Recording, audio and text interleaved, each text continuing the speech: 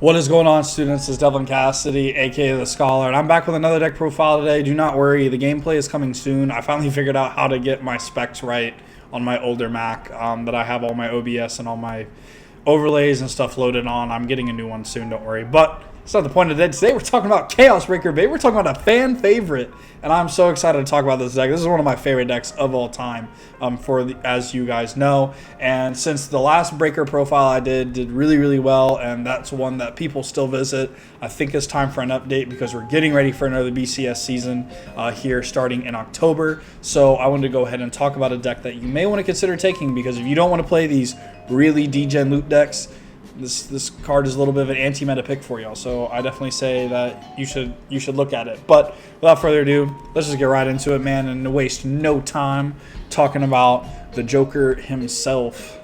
So for our starters, similarly to Luard, we do have two, but you are just always going to play this one. Dust Sail Unicorn, a V starter. It's a Starvader. It's in theme. If you're not playing this one, you're wrong. I'm sorry if you have the Neon Messiah. I don't care. You have the Starvader name now thing. This is the OG. This was, you know, what you were playing with, like Infinite Zero and Mobius Breath Dragon all those years ago. So, like, just the nostalgia for me. This is forever going to be my starter. And then I'm playing one copy of Carbon. Carbon's really good. Carbon gives you Soul. When your opponent has a locked card act, you can shove this into Soul, and then you can choose a grade 1 or less Starvader from your deck and call it to rear. 9 times out of 10, you're calling the Craven Claw. Sometimes you're calling Paradigm Shift.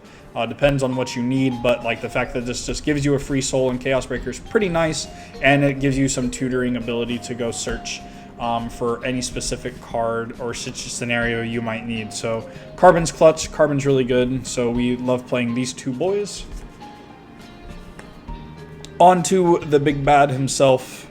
4 copies of the GOAT. 4 copies of the one that breaks hope and despair. Chaos Breaker Dragon, baby. So this card is really insane. Its first 2 effects aren't really applicable.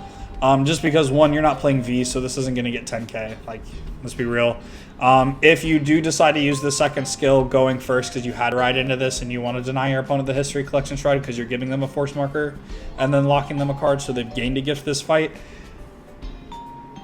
sure, I guess. But what we're playing it for is its last skill, which is when a card is unlocked, Soul Blast 1, retire that unit, draw a card, and then your opponent chooses 2 of their gifts, gets rid of them, and then you generate a force marker for each, up to 2 for each force marker removed. So it's 2 gifts per unit, so per Soul Blast, but only 1 draw per unit. So just keep that in mind. But yeah, he doesn't get force markers, but like you can get them over time.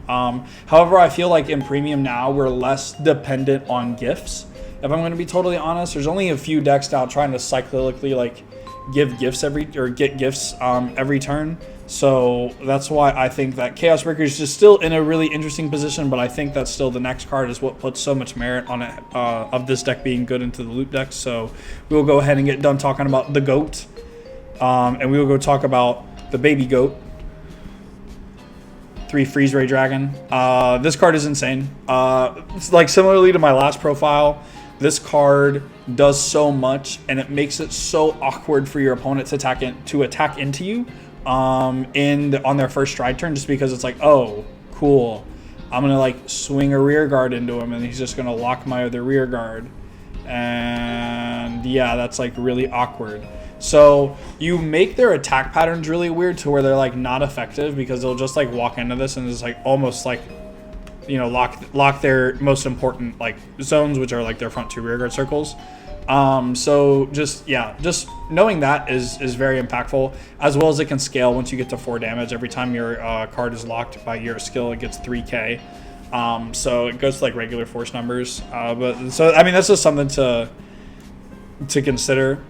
However, the reason this card is really good, and I'm saying that you guys should consider it for the loot decks, is that all the loot decks play ladder to insulate their loot. This card forces them to have ladder so that way they can execute their loot in the fastest amount of time. Like Fenrir can do that whole combo on their first stride, on their History Collection Stride.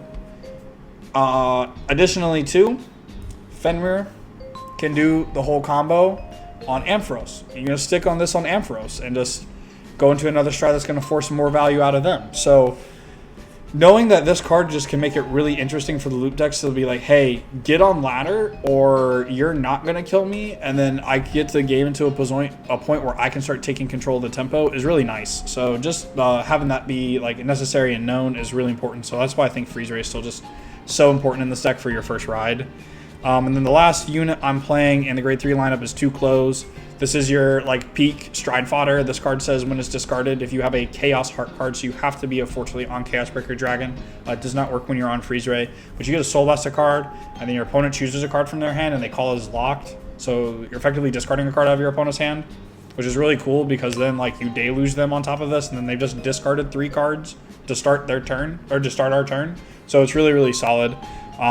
This card like does so much work. Just do not get bought into the idea that like you have to play multiple like close. Like I've seen 4 close lists that's like, oh, but like, yo, if you go and stride with like 3 of these at the same time, you can make your opponent discard, you know, call 3 cards as locked, and then you go deluge, and then they've discarded 5 cards. Yeah, that's really good, but you've also just discarded 3 cards, fam. Like Chaos Breaker does not recoup hand value well, so that's why you're just really trying to control the amount of attacks your opponent's doing. But like again, this card is really important, really strong, so like do not sleep on this card. Close is still really good. And then the last grade 3 I'm playing is the good old Radiance Caliburn, Pot of Greed, or it's a counter charge soul charge. 9 times out of 10 I'm using it for the, or 9.5 times out of 10 I'm using this for the draw 2. But it does come up sometimes that you need the counter charge and soul charge just because like your resource has come weird and you're trying to like achieve active game state. So that's why you might need to do it. But I like that it's multi-utility in a deck that really doesn't need a Regulus piece, but it's there to have it, so it's nice. On the grade 2s, 4 of the best grade 2 in the deck, Zirconium. This card says CB1 on place, your opponent chooses the top card of their deck, call it to an open rear guard as locked. And then, what is even better is that if they put it into the back row, your Zerk gets 10k, and you get to draw a card.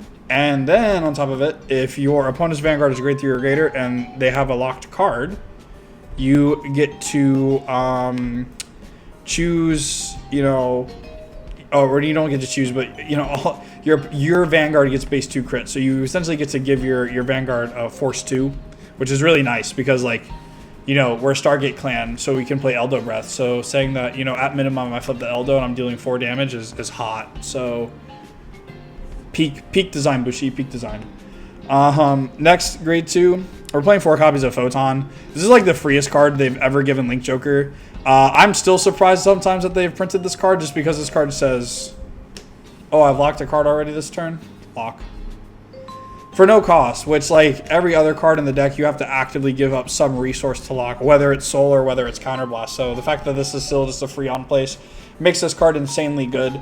I still like 4 Photon. This card is acceptable to play at 3 if you would like to play other cards in this list. I'm just playing something like very bare bones, very basic, and I'll kind of explain that when I get to the trigger lineup actually. But yeah, Photon's peak. If your opponent has another locked card when it's placed, you get to lock another. So pretty sweet, pretty sweet. The most interesting thing though I will talk about this deck is I'll actually do these 2 cards at the same time. Globalidia and Cold Death.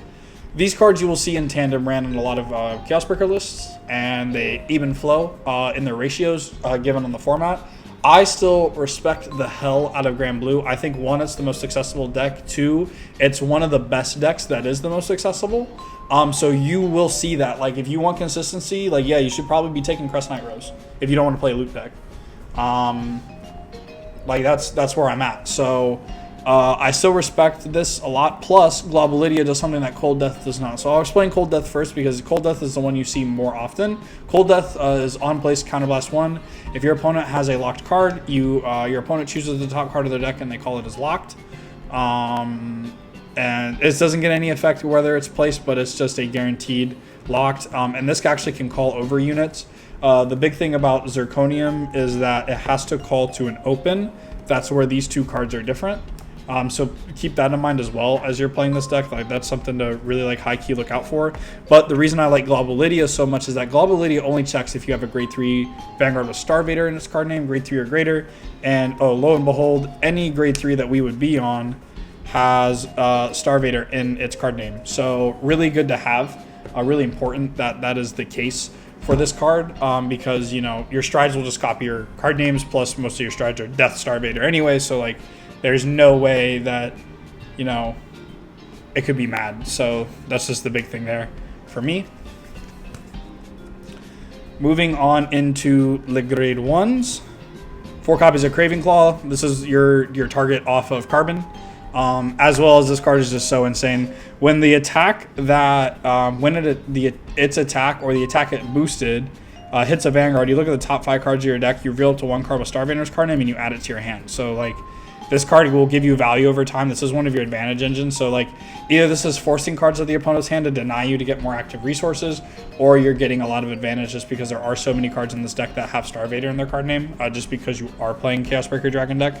But yeah, this card is so good. I really love this card a lot. Like this card is so busted, because its next skill is that if your opponent's Vanguard is grade 3 or greater, you can shove this card into your soul, and then you choose one of your opponent's locked cards and unlock it. And if you unlock the card, you choose another rear guard other than the one you just unlocked, and you lock that one. So like, cool, they have a unit in the front row, but you were able to lock a card in the back row. You just shove this into soul, you unlock the back row card and lock the front row card. Like, really good utility.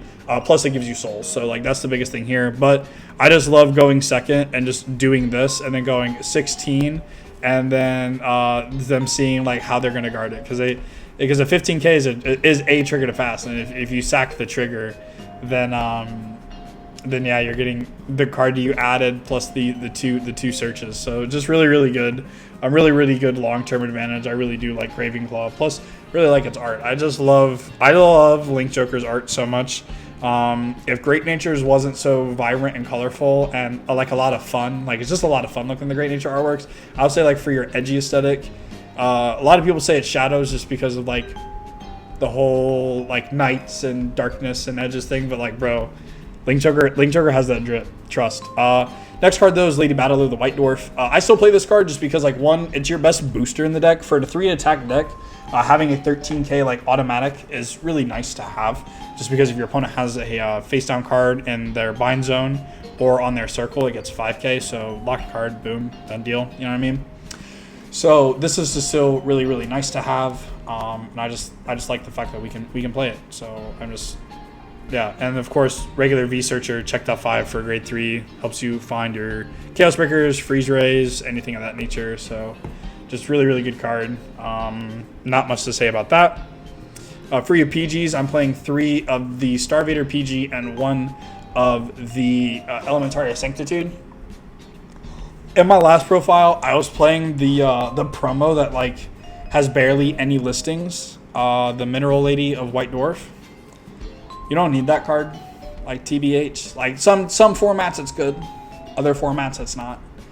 My concept now with this Link Joker deck is, 1, make it more accessible to where people don't need the Mineral Lady promo. But number 2, Link Joker's grade 1s are not that great. Like, in all honesty, like, we play 8 cards that like do anything, and now we're playing the rest of our protection, and we're done after the grade 1 lineup after this panel here.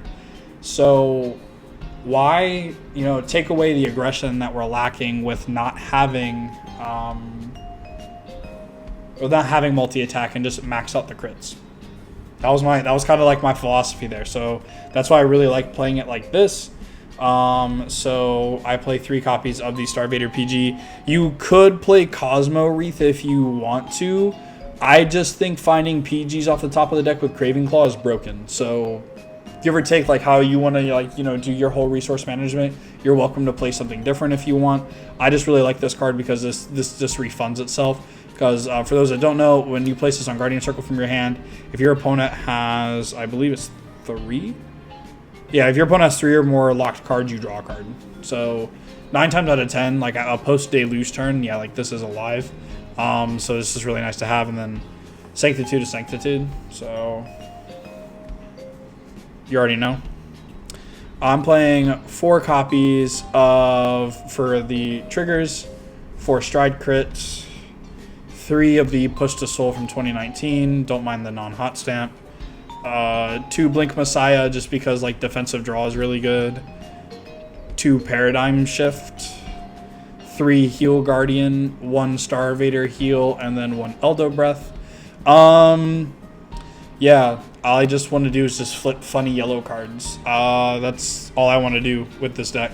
Is just flip crits and grind out my opponent. And just, you know, pressure them every turn, so that way every drive check I can threaten more damage. That's kind of where you need to be at with Chaos, unfortunately, just because, like, yeah, you're a deck that doesn't gain a lot of power and don't have multi-attack. But, you know, you get to do the really broken thing of invalidating your opponent's circles. So, like, you know, cashteering your opponent's circles is still really good. But, yeah, I really like where this trigger lineup's at.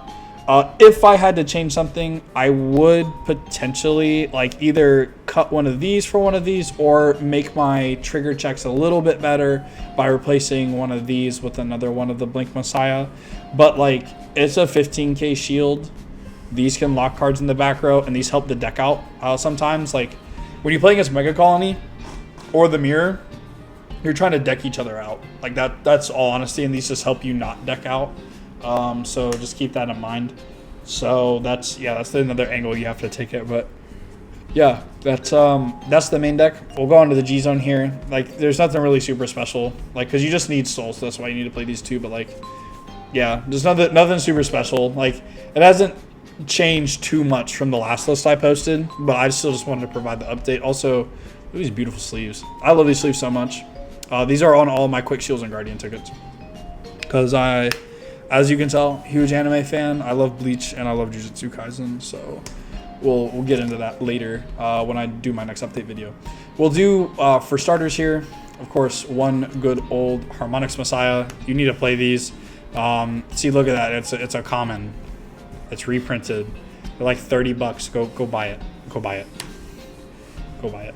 Go buy it. I'm so sick of having people hear about, can I just proxy the Harmonix? Like, yeah, you're testing, bro, but like, why can't we proxy Harmonix? That was so funny to me. I'm still just laughing about that. Next next stride here is Chaos Death Star Vader Chaos Universe. This is the Chaos Breaker stride. If you have a Chaos Breaker heart card, counterblast 1, choose Persona Flip, and then you choose a if you have a heart card with Chaos, you choose a opponent's open rearguard circle, and then your opponent chooses a card from his or her hand, and then they lock it. Boom, pretty easy. Then if you have 2 or more cards face up in the G zone, so if you were able to like G guard on like your freeze ray turn, then like boom, you know what I mean? So like it's pretty good. So you get to like lock another card on the board. So yeah, this card's like pretty good. Sometimes I don't know, it's like really positional. I can't say like this will always be your first stride, but like this is often your first stride sometimes, just because it does get the card out of your opponent's hand and it finally forces the front row. So I really do like that about Chaos Universe. The next Chaos stride, 2 Deluge. Deluge is broken and dumb. Deluge is uber broken and dumb. So we like Deluge. I like Deluge a lot. Deluge is pretty cool. So I think Deluge though has like the most taxing skill in Vanguard. Like with the longest cost effect next to Dragavis. Deluge says GB3, Soul Blast 1. Choose a card from your G zone, flip it face up. Choose a card from your hand and discard it. Pretty similar to, you know, Dragavis's of like Soul Blast 1, flip, retire the rear. Like I'm like, bro, so much crazy stuff going on. But if you have a heart card with Chaos in its card name, your opponent chooses 2 cards from his or her hand, and they put them on separate rear guards as locked cards. Then if the number of cards in your opponent's damage zone is 4 or less, you get to send one of those locked cards face down into the damage zone and ping them for a damage. So this card's really good. Again, in tandem with Close, your opponent is discarding 3 cards when striding into this card. Very nutty.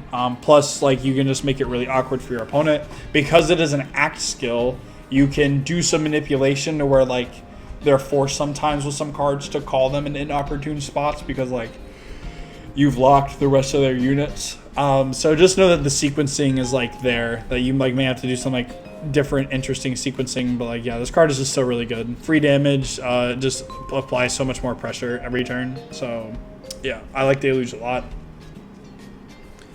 The next Starvader Stride, 4 Glue Ball, 4 just because you have to Persona Flip.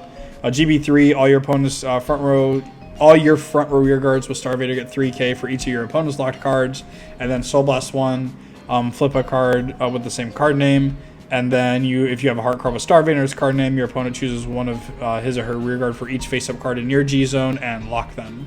So free little like, oh cool, I have 5 face-up, lock your board. So yeah, it's just a good card. And it just gives power, so it lets our numbers be a little more threatening, plus like still absolutely in love with that art, man. Like, whoo, pretty card, man, pretty card. We have its upgraded little friend here, 2 of the Avalanche. Avalanche is just still good. Sometimes you will need this for Messiah and Deleter Messiah. I think that combo deck's still really good. So just having a way to go stop your combo turn, bro, is pretty nice. Because sometimes you just rather bind the cards. Like if you're never gonna get the gift markers, just like forcing those cards away is just really good. Forcing your opponent to recommit is really nice, because if you have 2 face up in the G zone, when your opponent would unlock, they would bind it face down instead, so they like can't get them back. It's really nice. But his ability says the Soul Blast 1, you flip a card face up in your G zone. You choose 2 of your opponent's rear guards, you lock them, and all your front row units get 2k for each of your opponent's locked cards and face down cards in his or her damage zone. So again, Avalanche is really cool. We'll give a little quick shout out to the Avalanche art here. Yeah, dude, I love the glue ball cards, bro. They're so sick. They're so sick. And then the last stride is Barrio End. Barrio End is your other stride that you'll be going first after Freeze Ray most of the time, because you just go, hey man, get rid of your gifts. This gets huge, and then this goes, like 9 times out of 10, this is PG or die, because it's just at minimum most of the time just getting 2 crit and plus 20k. So you're going 45, 3 crit, PG or die, because you know your opponent passes it and you flip Elder Breath and they cry, so like you're here for it. And then for your G guards, again, we're not playing the Mineral Lady promo. Just play the Destiny Guardian. You get value out of it on Breaker, and it's your largest G guard. They get 10k. Like Link Joker's G guards are abysmal, because this large wheel just says get 5k, CB1 get 5k. CB1 get 5k and lock an opponent's back row rear guard. It's tough. It's really tough. I know that Bushiroad, even given their lack of supportive premium, they won't give us a lock front row. That's a little broken. But what I will say is that you could cut this for a Lackness Karena if you want to operate more like the Grisfort type of line, because like Lackness Karena like just kills GN if they don't have a Lesser Rider or the ladder, or if they don't have like anything. So just do what you want. Do what you want. I don't know why I'm yawning. I need to like wake up. Someone. I don't know, bro. I don't even have a Patreon. I'm literally trolling. I don't know, but yeah, that's kind of like where I'm at for these cards. Just because that's what you need. But yeah, that's gonna do it. I mean, nothing has changed too much from the original go around with Breaker. I just think it's pulled up a little bit better into the meta right now, just because of, you know, matchups you will see, just given the loop decks and their nature and how they really rely on ladder to not die to interaction. So this deck can put them in weird positions where like, oh, force ladder to have it kill me. No, now we're gonna actually have a game of Vanguard. So, man, what is happening? I'm posting this, bro. I don't care. So I hope you all are. Again, I'm really appreciative that you guys, sticking it out. And I will be having these recording videos up soon. for you guys to enjoy the games and those commentaries. So I'm really looking forward to getting those published for you guys. But in the meantime, Chaos Breaker deck profile to suit your guys' needs, and I will have these gameplay videos with commentary coming up very soon. With that being said, I hope you all have a wonderful rest of your day and a wonderful rest of your week. If you have not yet, make sure you hit the subscribe button. Help me push my way to 2K. Hit the like button if you love this deck profile. And I love you all. God bless and take care.